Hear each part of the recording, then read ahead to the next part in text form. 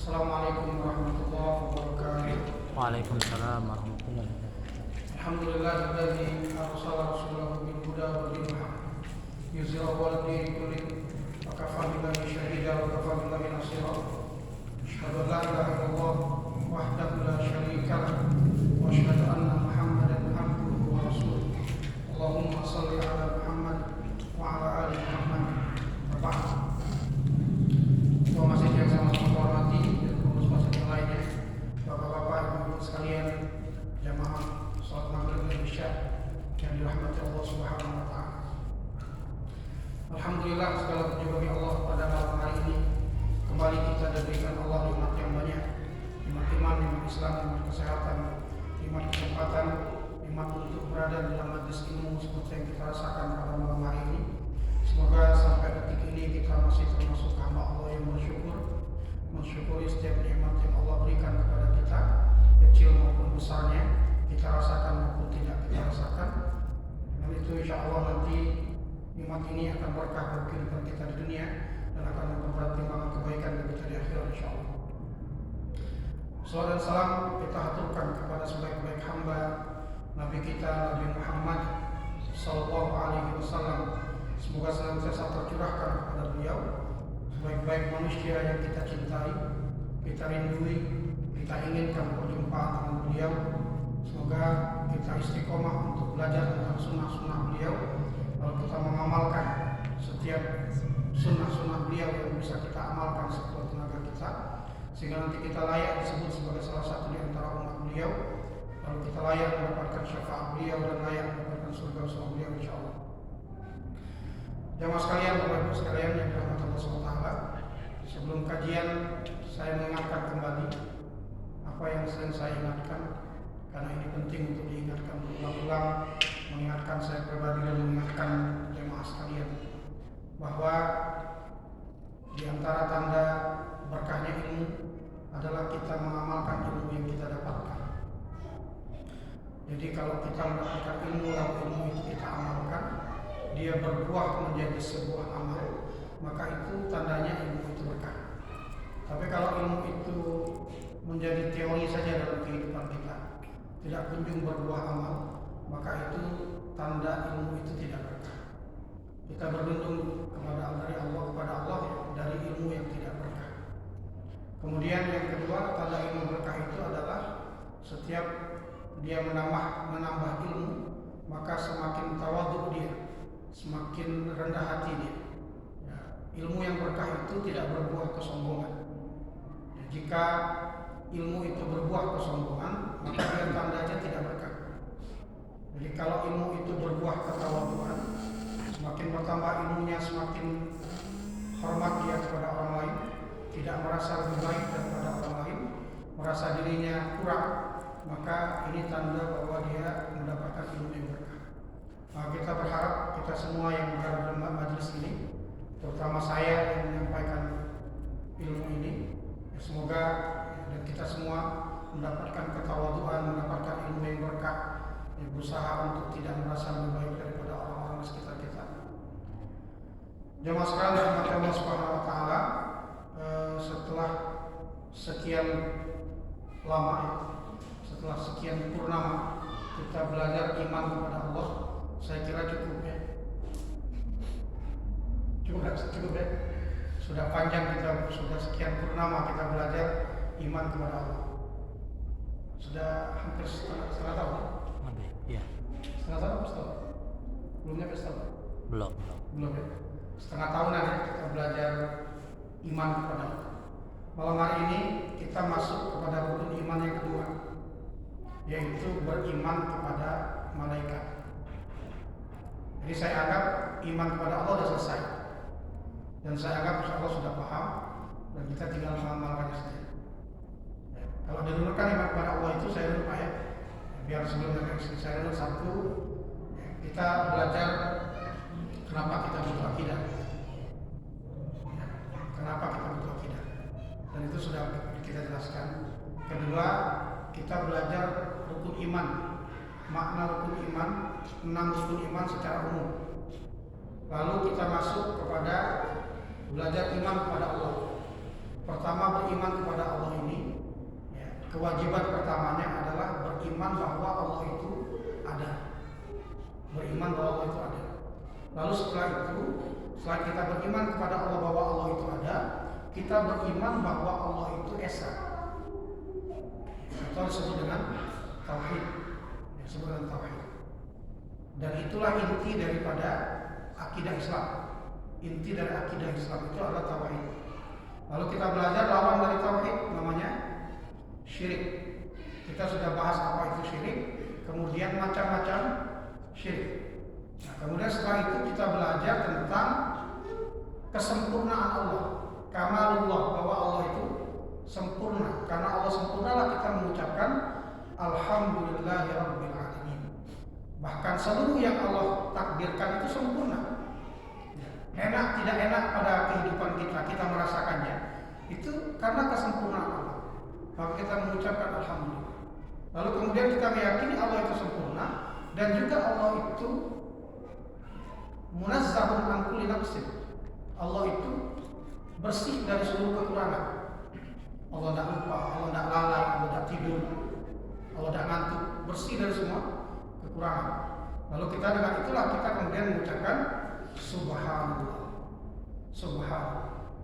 Jadi apapun yang kita alami, ya kita yakin betul itu bukan karena Allah kurang, bukan karena Allah lalai, bukan karena Allah lupa.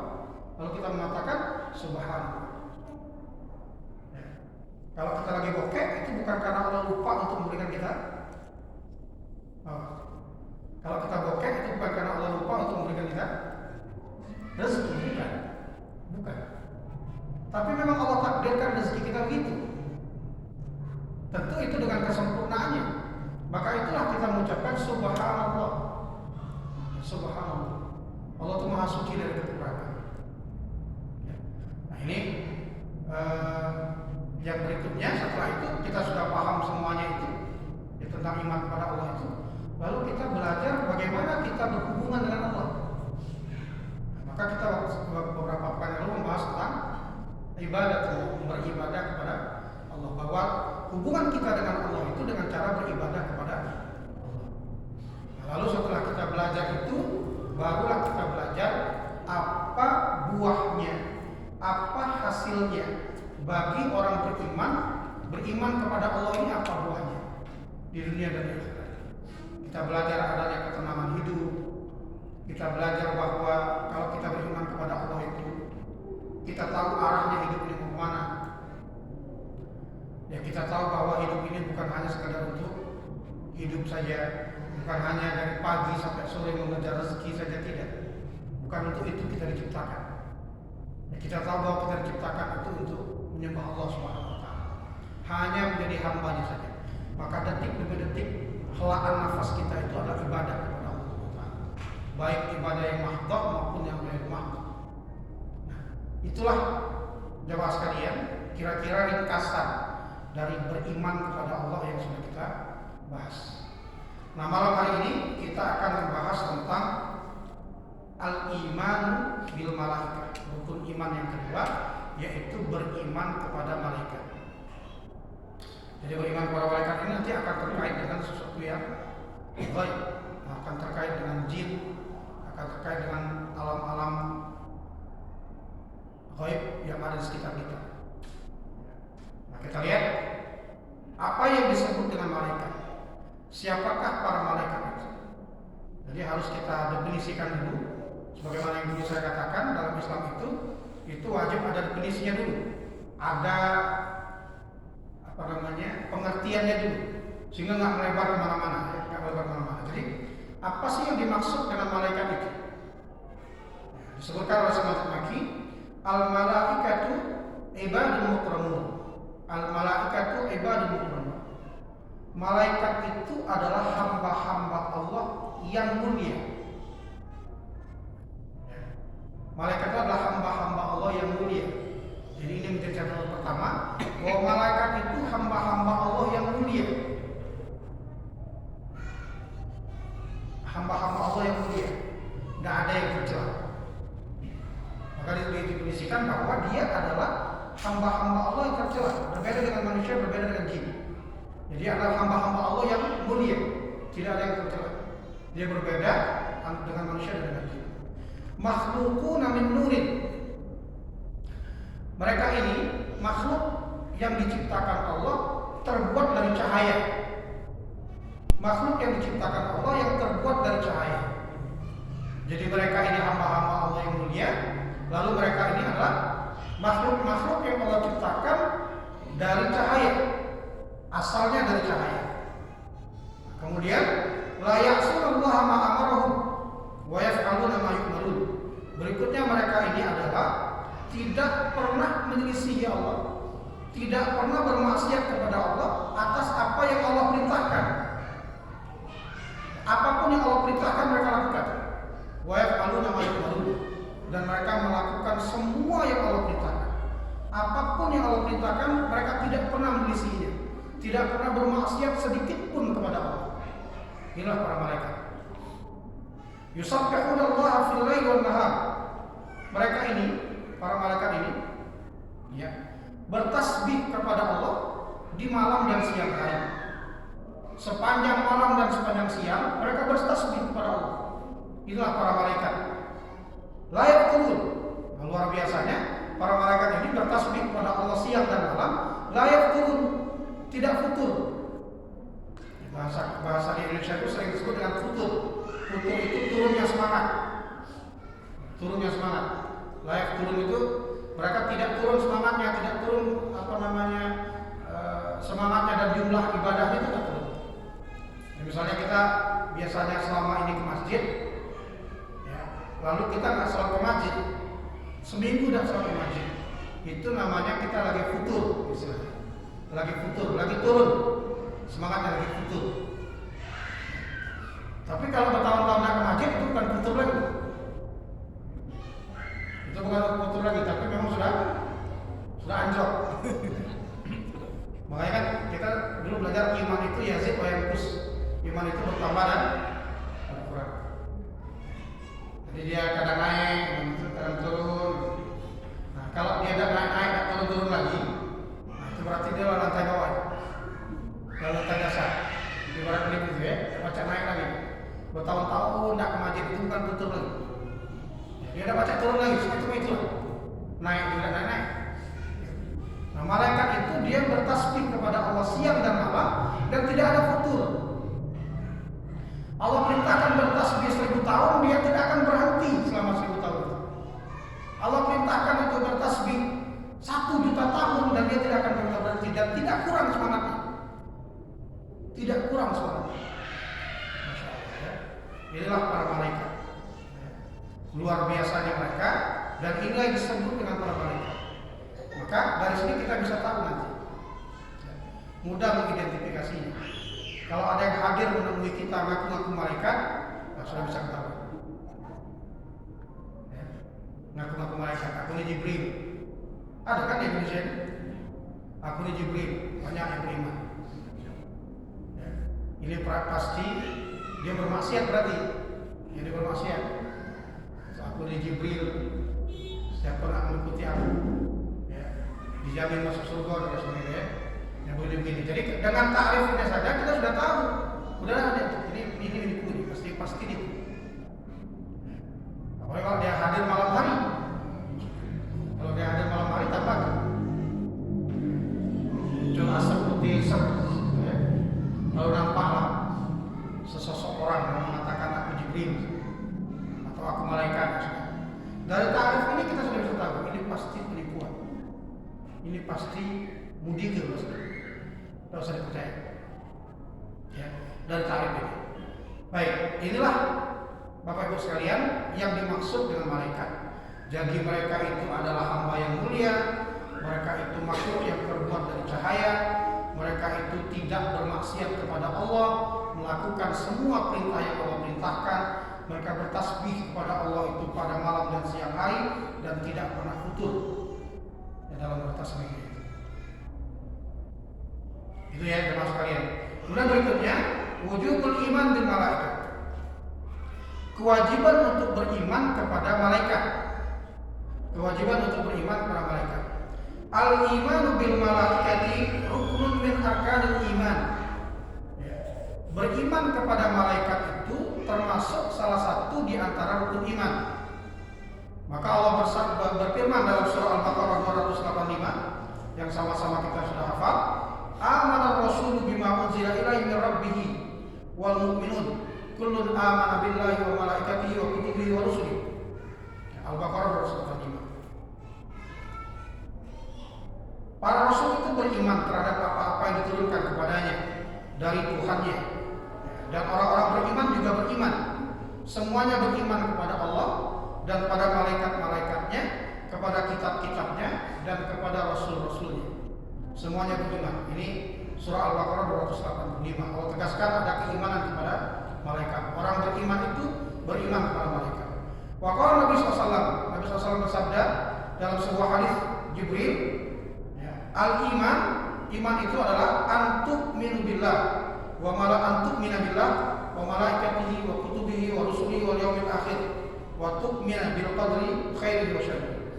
Iman itu adalah engkau beriman kepada Allah dan malaikat-malaikatnya, kitab-kitabnya, rasul-rasulnya, hari akhir, dan beriman kepada takdir baik dan buruknya.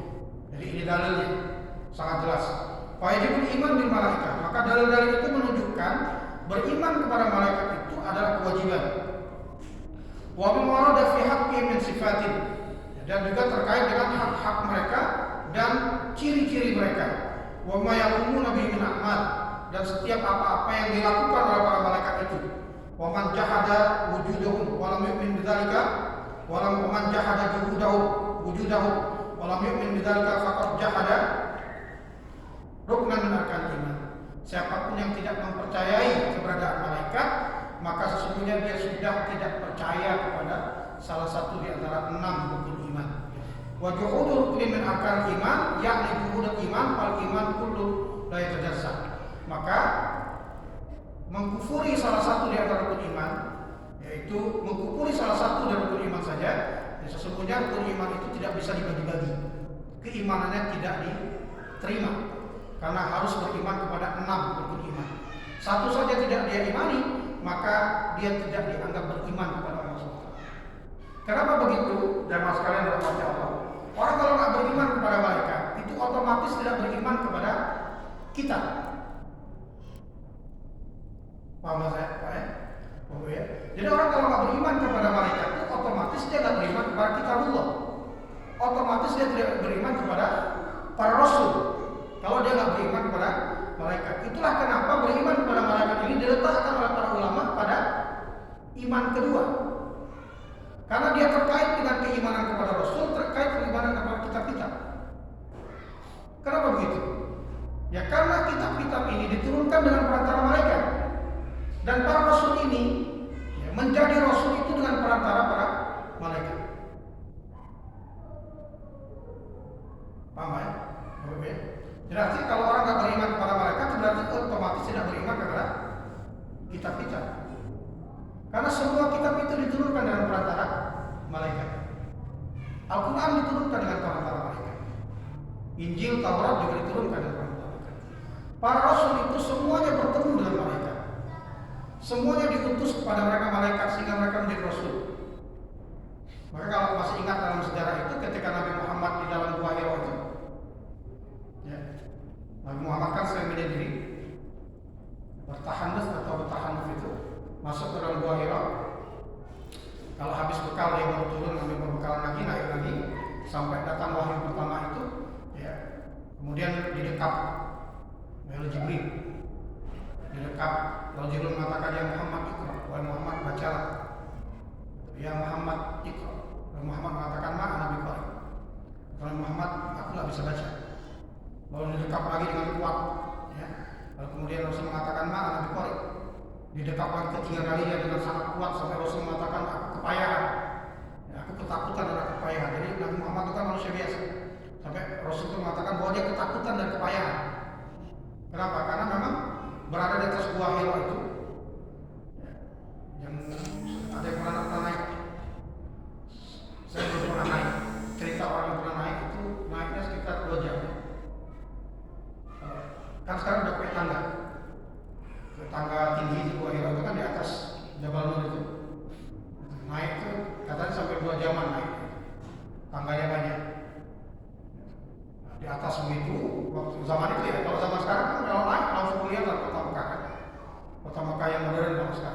Oh dulu kan belum. Nabi naik ke situ, ke atas itu, lalu di dalam gua Hira itu, di Jabal Nur itu, kemudian tiba-tiba datang seseorang memeluknya dengan erat, lalu mengatakan ikra, baca. Sebagai manusia biasa, Nabi juga takut dan kepayahan kali dipeluk dengan erat. Ada beberapa riwayat, ada yang mengatakan riwayatnya ya, langsung dipeluk begitu. Ada yang mengatakan kaki malaikat itu di bawah. Ini lebih serem lagi kan? Kaki malaikat itu di bawah, lalu tubuhnya meluk Nabi. Dan Nabi ketakutan betul waktu itu, karena Nabi manusia biasa. Misal dan sedang mancing di pinggir sungai, datang orang meluk erat-erat, tidak kenal dia. Dia ngomong bacalah gitu. Atau berhentilah mancing. Ya, kita takut duluan kan? Kita takut duluan. Nabi juga manusia biasa. Ketika dipeluk begitu, dia bilang Nabi itu takut. Karena Nabi adalah polisi yang takut dan kepayahan karena dipeluk dengan erat.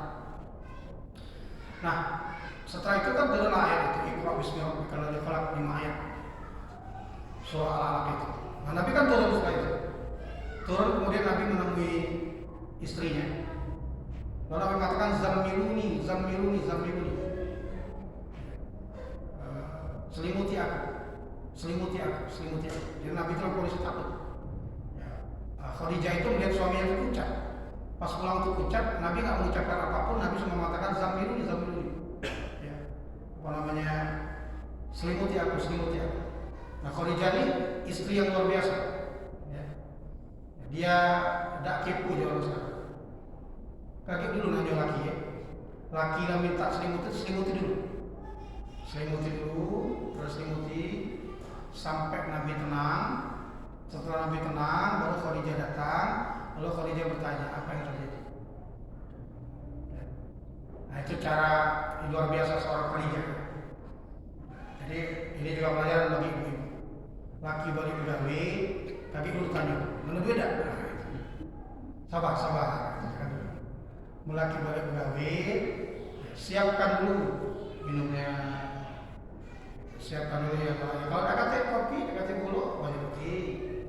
Mana ada kopi dan gula, kesenangan suami kan bertahun-tahun kita berumah tangga pasti sudah tahu kesenangan suami kan, apa yang dia sukai. Siapkan dulu, selesaikan, tenang gitu, mandi-mandilah dulu gitu. Nah baru ngomong, Kak beras habis. Nah itu agak tenang. Jangan langsung baru balik, Kak beras habis ya. Laki Lasaro kayaknya. Jadi itu pelajaran dari Khadijah yang luar biasa. Ya, luar biasa. Lalu kemudian Khadijah bertanya kenapa? Lalu Nabi ceritalah bahwa ya tadi begini, diceritakan semua di Gua Hira itu.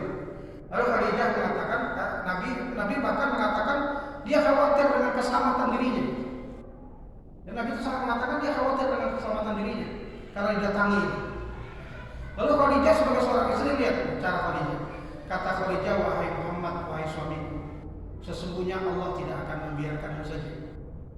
Karena engkau ini orang yang baik, menyambung silaturahim, suka memberikan sedekah dan baik kepada semua orang, maka Allah tidak akan menyia-nyiakanmu dan tidak akan membiarkanmu. Ya, suaminya lagi khawatir. Jadi ungkit-ungkit kebaikan suaminya sehingga Nabi tenang.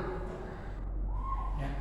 Nah, lalu kemudian ya, Khadijah bertanya kepada Waraqah bin Nawfal. Waraqah bin Nawfal itu sepupunya Khadijah.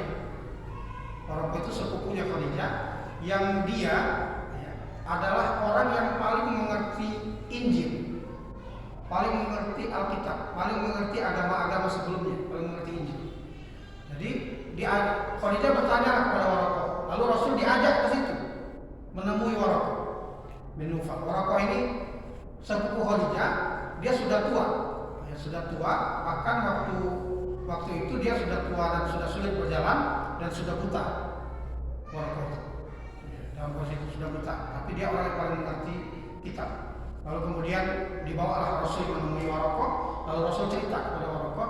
Lalu Waraqah itu ketika Rasul selesai cerita, Waraqah itu langsung mengatakan begini, ya, innahu namus. Jadi Waraqah itu langsung ketika Rasul bercerita dia dipeluk dia datangi oleh makhluk itu, ya dia mengatakan innahu namus alladzi ja'a ila Musa. Kata Waraqah, dialah namus yang juga pernah mendatangi Musa. Jadi otomatis saja Waraqah mengatakan dialah namus yang juga pernah datang kepada Musa. Namus itu maksudnya Jibril. Di kitab-kitab itu disebut dengan namus. Maka Waraqah mengatakan innahu namus. Dia adalah namus yang dulu juga pernah datang kepada Musa. Maka ya kata Waraqah, kalau seandainya nanti aku masih hidup ketika kaum mengusirmu wahai Muhammad, maka aku akan sekuat tenagaku akan membela dan membantu. Kata Waraqah. Sayangnya Waraqah adalah ulama kemudian wafat, sehingga dia tidak bersempat beriman kepada Rasulullah SAW. Jadi ini menunjukkan bahwa semua Rasul juga didatangi oleh Jibril. Semua Rasul itu didatangi oleh Jibril. Sehingga kemudian kalau tidak beriman kepada malaikat, maka otomatis tidak beriman kepada para Rasul. Otomatis menganggap bahwa para Rasul itu pendusta. Para Rasul itu pendusta. Mengaku-ngaku didatangi oleh para malaikat, padahal malaikat nggak ada. Karena kalau orang tidak beriman adanya malaikat kan berarti menganggap malaikat itu nggak ada. Maka kemudian mereka berarti yang menyimpulkan bahwa para Rasul itu pendusta semua. Kan nggak ada itu malaikat. Maka para Rasul itu berdusta didatangi malaikat. Maka mereka otomatis bukan Rasul. Otomatis juga kitab-kitab mereka juga bukan dari Allah. Nah inilah pentingnya beriman kepada malaikat. Makanya ini diletakkan kepada yang kedua, jamaah sekalian. Nah ini menjadi salah satu di antara 6 rukun iman yang kita tidak boleh tidak meyakini. Ya, seolah-olah kalau kadang-kadang belajar tentang malaikat ini ya pelajaran TPA ya. Kadang-kadang ngapal-ngapal gawe malaikat itu apa ya, dan sebagainya itu seolah-olah urusan TPA. Memang itu diajarkan sejak mereka kecil, sejak kita kecil diajarkan. Kenapa? Agar kita percaya betul ya, tentang malaikat ini, tidak ada keraguan. Maka nanti asing di telinga kita kalau ada orang mengatakan malaikat itu tidak ada, itu asing di telinga kita. Karena kita dari kecil sudah meyakini adanya malaikat. Nah inilah pentingnya beriman kepada malaikat. Kemudian berikutnya sifatul malaikah alaihissalam salam. Ciri-ciri malaikat. Ya, ciri-ciri malaikat. Satu, min sifatil malaikatil khalqiyah. Ciri-ciri sifat malaikat itu secara fisik. Ciri-ciri malaikat secara fisik. Satu, annahum makhluquna min nur. Yang pertama, bahwa mereka itu tercipta dari cahaya. Bahan baku penciptaan mereka itu cahaya. Fal malaikatu alamun nurani ghair manzur. Karena dia tercipta dari cahaya, maka para malaikat itu adalah hidup di alam yang tidak tampak oleh mata kita. Jadi pada dasarnya mereka hidup di alam yang tidak tampak di mata kita. Jadi kita nggak tahu, nggak tampak. Kita nggak ngerti bagaimana kehidupan para malaikat. Kita tahu kehidupan malaikat sebatas apa yang Allah jelaskan dalam Al-Quran dan Rasulnya jelaskan dalam Sunnah. Selebihnya kita nggak tahu. Jadi tidak perlu panjang lebar berbicara. Misalnya pertanyaan Jibril itu kan nyampe ke wahyu. Sekarang kan ada kata di wahyu. Jadi Jibril itu nganggur. Pertanyaan banyaknya gitu. Nah, sudah ada sampai ke situ ya. Jadi Jibril itu nganggur. Semenjak Nabi Muhammad selesai menutup para nabi, gawe Jibril itu nganggur baik. Karena Allah selesai menyampaikan wahyu. Masya Allah. Ya, kita tidak tahu. Ya. Kita tidak tahu. Yang jelas kalau nganggur tidak mungkin. Mencipta kalau ya, malaikat seperti yang kita katakan tadi, mereka bertasbih kepada Allah siang dan malam dan tidak pernah turun semangatnya. La ya'lamu haqiqatahu wa kaifiyatihi illa illallah. Tidak ada satupun yang tahu hakikat malaikat itu seperti apa dan bagaimana malaikat itu kecuali Allah saja. Tidak ada yang tahu. Ya. Maka rawi Muslim an Aisyah, diriwayatkan oleh Imam Muslim dari Aisyah radhiyallahu anha, anna Nabi sallallahu alaihi wasallam Nabi mengatakan khuliqatil malaikah min nur. Malaikat itu diciptakan dari cahaya. Wa khuliqal jannu min marijin min nar. Sedangkan malaikat jin itu diciptakan dari api. Wa khuliqal adam mimma wasafalakum. Dan Adam diciptakan dari tanah sebagaimana yang sudah dijelaskan kepada kalian. Ay minat turab, atau dari tanah dan debu. Nah, inilah ciri-ciri malaikat yang pertama. Mereka makhluk yang terbuat dari cahaya. Kita tidak mengerti hakikat malaikat secara utuh. Ya, hanya Allah yang tahu. Ya, hanya Allah yang tahu. Kemudian yang kedua, lil malaikati ajnihah yatafawatuna fi a'dadihah. Ya. Yang kedua, yang kita yakini bahwa para malaikat itu memiliki sayap. Yang kita yakini, malaikat itu memiliki sayap. Ya. Dan jumlahnya itu berbeda-beda. Jumlah sayapnya itu berbeda-beda. Kalau Allah Ta'ala, Allah SWT berfirman, Alhamdulillahi fatiris samawati wal ardh. Segala puji bagi Allah, pencipta langit dan bumi ini. Ja'ilul malaikati rusulan, yang menjadikan para malaikat itu sebagai utusan-utusan, rusulan. Maka tadi itu, malaikat itu utusan-utusan dari Allah ke nabi-nabinya, dari Allah ke rasul-rasulnya. Ya. Uli ajnihatin. Al-Quran langsung yang mengatakan uli ajnihatin. Malaikat itu memiliki sayap. Malaikat itu memiliki sayap. Matna wa thulatha wa ruba'. Sayapnya itu ada yang 2, ada yang 3, ada yang 4. Jadi berbeda-beda. Yazidu fil khalqi ma yasha', dan Allah menambahkan pada ciptaannya itu sesuai dengan kehendak Allah. Ada 2, ada 3, ada 4. Ada beberapa pun yang Allah yang tambahkan. Ya. Innallaha 'ala kulli syai'in qadir. Sesungguhnya Allah itu Maha menetapkan, menakdirkan segala sesuatu. Jadi ini cirinya yang kedua. Secara fisik malaikat itu punya sayap. Ya, malaikat itu punya sayap. Tapi jangan berpikir setiap yang punya sayap itu adalah malaikat. Jangan dibolak-balik. Malaikat itu punya sayap dan tidak semua yang punya sayap itu adalah malaikat. Kalau orang Pegasus mengatakan ada malaikat tak bersayap di rumah. Apa? Ibumu, istrimu, saudara kandungmu. Itu para malaikat yang tidak bersayap. Ya.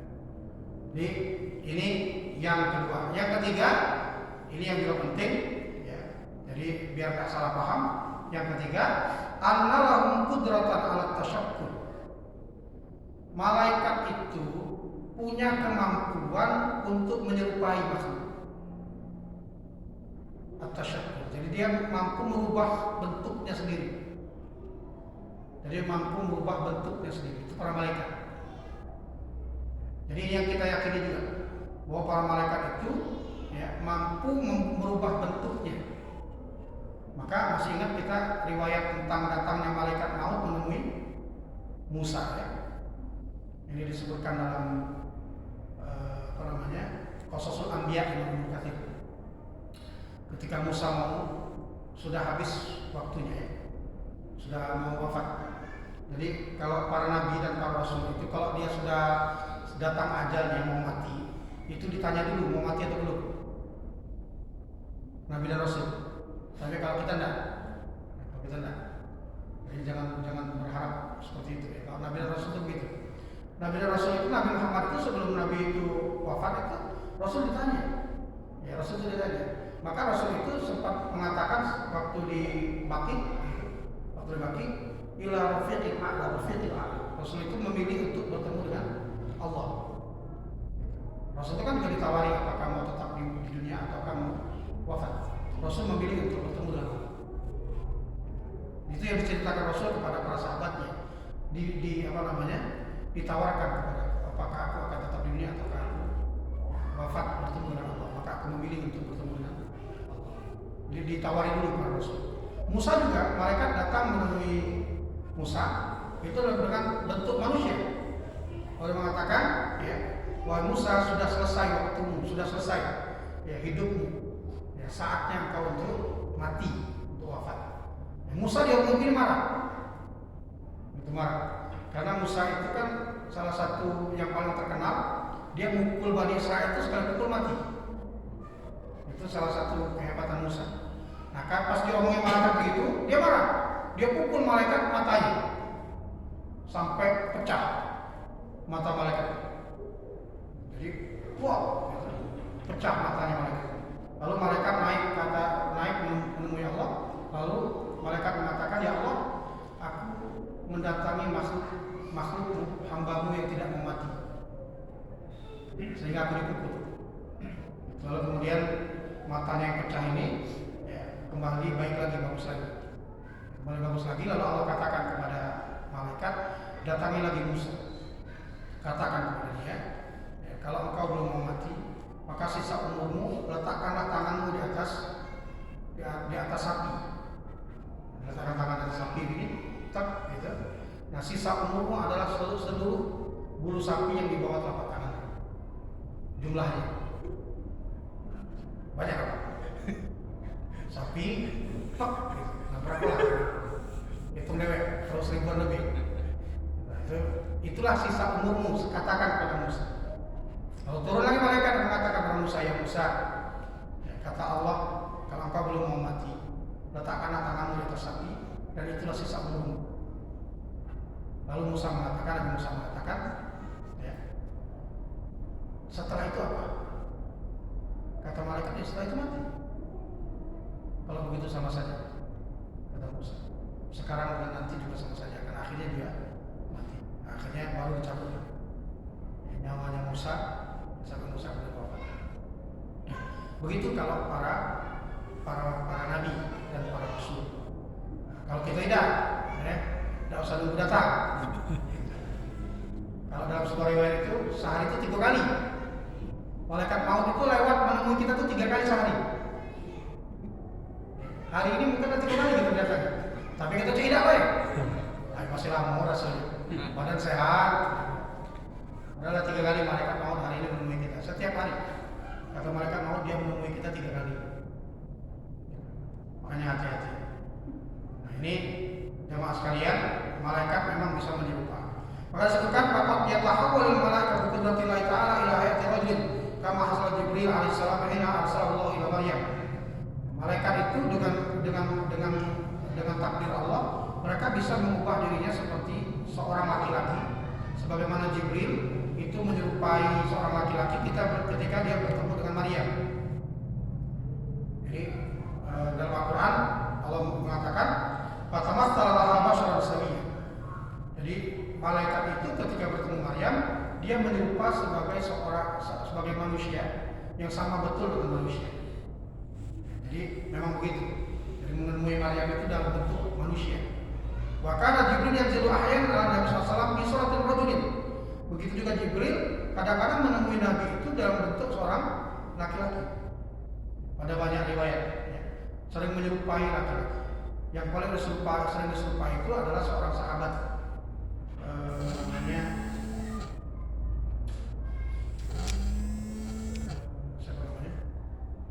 Suhaib Ar-Rumi. Jadi malaikat itu sering menyerupai Suhaib karena Suhaib itu ganteng, Suhaib itu bagus rupanya. Malaikat sering datang menyerupai Suhaib seperti Suhaib, tapi ternyata Suhaib ada tempat lain. Jadi sering begitu malaikat itu datang menyerupai Suhaib. Jadi Rasul sering bertemu begitu. Bahkan kita mendapatkan riwayat ketika Rasul mau wafat juga begitu kan. Ketika malaikat maut itu notok pintu kamarnya Aisyah. Kan Rasul itu wafatnya di kamarnya Aisyah. Lalu nanti juga dikuburkan di kamarnya Aisyah itulah. Nanti makamnya Rasul di Madinah itu dulu adalah kamarnya Aisyah, kamarnya istrinya. Dia dimakamkan di situ. Kan ditotok pintunya. Yang buka pintunya Fatimah. Lalu kemudian Fatimah mengatakan, siapa? Aku mau bertamu, aku mau datang menemui Muhammad. Bapakku sedang sakit, kata Fatimah. Lalu Rasul mengatakan, ya Fatimah siapa? Ada seorang laki-laki berpakaian putih, sangat putih sekali, dan aku tidak tahu siapa dia, dan dia bukan orang Mekah, bukan orang Madinah. Kata Rasul, ya Fatimah, biarkan dia masuk. Dia malaikat maut yang datang menyerupai. Lalu kemudian masuklah malaikat maut itu terjadi. Jadi Fatimah juga melihat. Dan dia memang bentuk seorang laki-laki. Rasul langsung dia mengucapkan salam kepada Rasulullah SAW. Lalu Rasul mengatakan, ya malaikat maut, apakah sudah tiba waktu. Lalu malaikat Allah mengatakan, iya Muhammad, sudah tiba waktu. Lalu kemudian Rasul mengatakan, aina Jibril? Kemana Jibril? Jadi Rasul itu bertanya, di mana Jibril? Karena Rasul itu dengan Jibril itu bersahabat. Persahabatan antara manusia dengan malaikat terjadi antara Jibril dengan Rasulullah SAW. Sehingga Rasul mengatakan, aina Jibril? Di mana Jibril? Lalu kemudian malaikat Allah mengatakan, Jibril di atas. Jibril menunggumu di atas. Lalu kemudian Jibril datang juga, dipanggil Jibril datang juga. Lalu Rasul mengatakan, ya Jibril, apakah engkau tidak mau lagi bertemu denganku? Jadi ada kecintaan yang luar biasa antara Jibril dengan Nabi Muhammad SAW. Sampai Jibril mengatakan, wahai Muhammad, aku bukan tidak mau menemuimu lagi, tapi aku tidak sanggup melihat namamu bercahaya. Sehingga aku menunggu di atas. Dan seterusnya. Jadi memang mereka menyerupa seperti laki-laki. Wa tawaffal malaika li Ibrahim wa Lut alaihi salam. Jalan nazalu li ta'dibi qaum Lut. Dan juga malaikat sempat datang kepada Ibrahim dan juga kepada Lut. Ya, dan menyerupai laki-laki untuk mendidik kaumnya Nabi Lut. Kaum Nabi Lut ini kan yang seperti yang kita kenal LGBT. Itu datang dua orang malaikat untuk mendidik mereka. Sampai saking kurang ajarnya dalam Al-Quran itu, justru mereka datang mengepung rumahnya Lut untuk minta dua orang malaikat ini dikeluarkan. Untuk apa ya? Untuk diajak ya, juga LGBT. Saking kurang ajarnya. Gitu. Karena dua malaikat datang dengan rupa yang bagus, menyerupai laki-laki yang bagus dan ganteng. Saking kurang ajarnya itu ya. Sampai akhirnya mereka tidak mau menerima juga. Sampai akhirnya mereka juga diazab aliyah safilah. Ya, bahasa Al-Quran itu aliyah safilah. Jadi atas bumi mereka itu dijadikan di bawah. Jadi dibalik oleh Allah. Saking mengerikannya. Ini hukuman kaum Lut ya.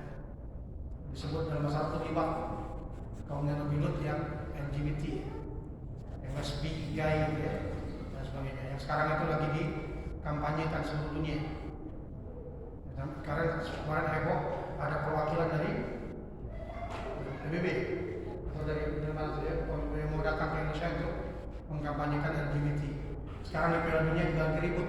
Qatar tidak mau pakai ban kapten pelangi karena itu tandanya LGBT ya, sebagai dukungan terhadap LGBT. Kan di Eropa begitu ya, rata-rata mereka mendukung LGBT ini dengan dalih HAM ya, dengan dalih HAM. Islam enggak, Islam tegas dan itu juga tidak melanggar HAM. Islam menempatkan posisinya pada posisinya yang benar. Laki-laki, perempuan ya perempuan. Tidak ada yang di tengah-tengah, tidak ada. Tidak ada yang tengah-tengah. Karena memang ya begitulah keadaan manusia itu. Semuanya tahu bahwa manusia itu ada yang tengah-tengah. Ya, kalau ada kemudian yang gemulai, laki-laki tapi gemulai, ya tetap dia kelaminnya. Kalau laki-laki dia laki-laki. Kalau ada perempuan yang gagah, ya dilihat. Kalau dia perempuan, tetap dia sebagai perempuan, tidak boleh menyalahi kodratnya. Nah ini kaum Lut, sehingga dalam Islam itu tegas sekali karena hukumannya luar biasa. Hukumnya luar biasa, maka kita hati-hati ya, masuk Indonesia sudah. Bukan cuma masuk Indonesia, bukan cuma masuk, sudah ke daerah-daerah. Masih ingat beberapa bulan lalu kita dihebohkan dengan apa? Kontes waria di Sumatera Selatan itu ya. Kontes waria di Sumatera Selatan di salah satu kota di Sumatera Selatan. Kita sempat dihebohkan. Kalau di Indonesia sudah banyak. Ya, artinya memang ini harus berhati-hati dan di Prabu juga harus hati-hati. Saya sempat mendengarkan obrolan beberapa ormas yang sudah membaca itu semua. Bahkan ada perkumpulannya di sebuah tempat di malam hari di Prabu. Ya, bahkan ya, katanya yang terlibat itu orang-orang yang tidak disangka-sangka terlibat.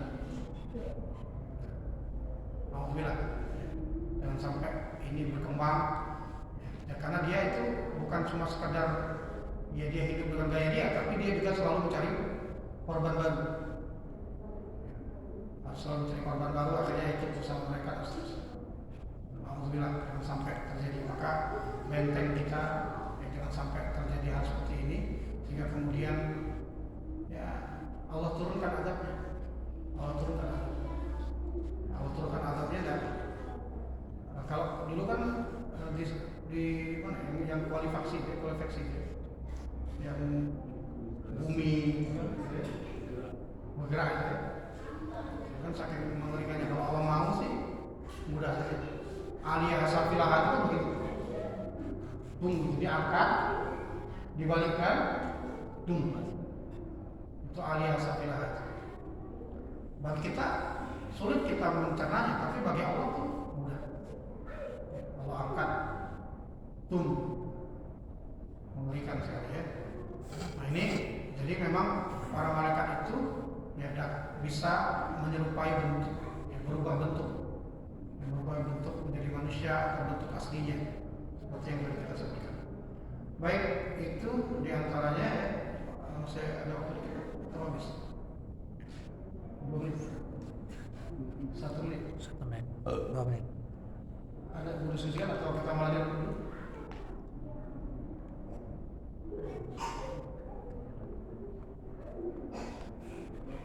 Kalau ada diskusi lah. Gimana? Kalau ada. Kepada bapak-bapak yang mau ada diskusi, ada 2 menit lagi. Dipersilakan.